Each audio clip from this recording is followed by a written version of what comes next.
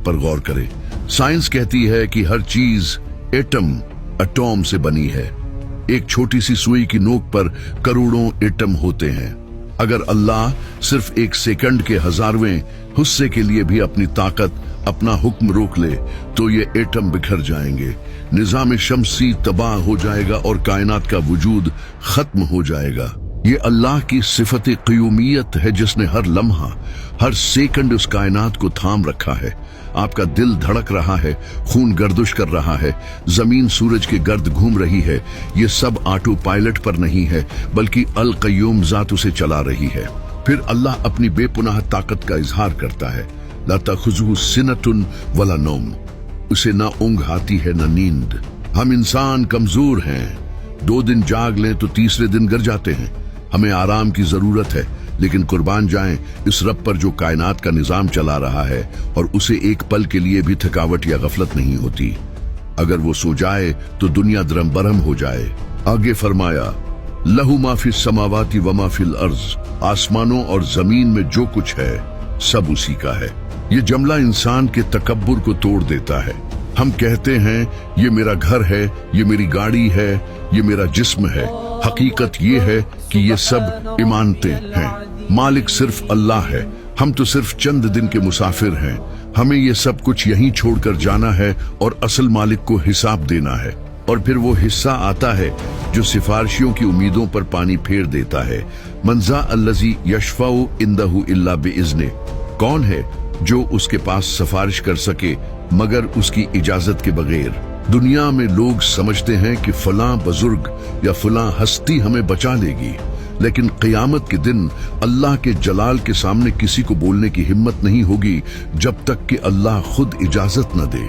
ये आयत हमें सिखाती है कि अगर मांगना है तो डायरेक्ट अल्लाह से मांगो, वही देने वाला है और वही सिफारिश कबूल करने वाला है।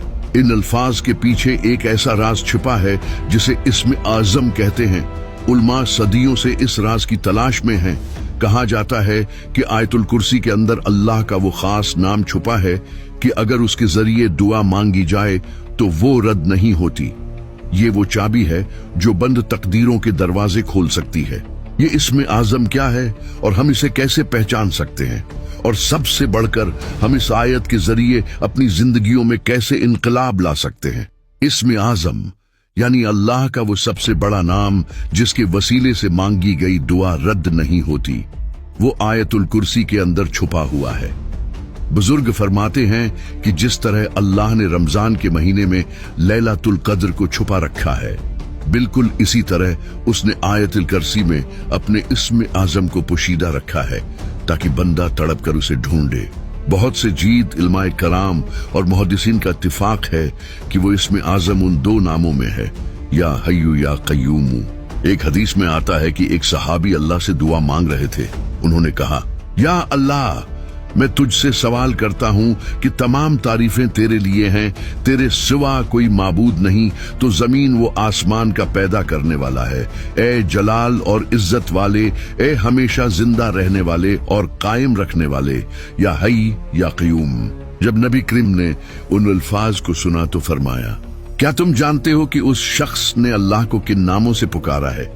कसम है इस जात की जिसके कब्जे में मेरी जान है, उसने अल्लाह को इस्म आज़म के साथ पुकारा है।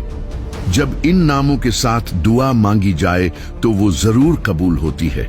इसलिए बुजुर्ग फरमाते हैं कि जब भी आप पर कोई सख्त मुश्किल आन पड़े, कोई बीमारी घेर ले या रिज्क की तंगी हो जाए, तो सजदे में गिर जाएं और आयतुल कुर्सी के उन कलमात या हय्यु या क़य्यूम बरहमतिक इस्तगीस का व्रत करें। यकीन माने बंद दरवाजे खुलना शुरू हो जाएंगे। आयतुल कुर्सी के अगले हिस्से में अल्लाह फरमाता है, वो जानता है जो मखलूक के सामने है और जो उनके पीछे है। अल्लाह का इल्म कितना बारीक है। वो अंधेरी रात में काले पत्थर पर चलने वाली काली चीवंटी के कदमों की आहट को भी सुनता है और उसे भी देखता है। कायनात के किसी दूर दराज कोने में मौजूद एक जरे की हरकत भी उससे छुपी नहीं है। हमारे दिलों में छुपे वसवसे और हमारे मुस्तकबल के राज सब उसके सामने खुली किताब की तरह हैं। फिर फरमाया, और वो इसके इल्म में से किसी चीज का इहाता नहीं कर सकते मगर जितना वो खुद चाहे। हमें जो थोड़ा बहुत इल्म, टेक्नोलॉजी या समझ बोझ मिली है, ये हमारी काबिलियत नहीं बल्कि अल्लाह की अता है। इसलिए अपने इल्म पर कभी घमंड न करें, क्योंकि देने वाला वही है और वो जब चाहे वापस ले सकता है। और आखिर में फरमाईं, और उसे जमीन व आसमान की हिफाजत कुछ भी नहीं ठिकाती, और वही सबसे बुलंद और अजमत वाला है। ये आयत हमें तसल्ली देती है। जब आप आयतुल कुर्सी पढ़कर अपने बच्चों पर, अपने घर पर या अपने माल पर फूंक देते हैं, तो आप दरअसल उन्हें इस जात के हवाले कर रहे होते हैं जो कभी नहीं थकता।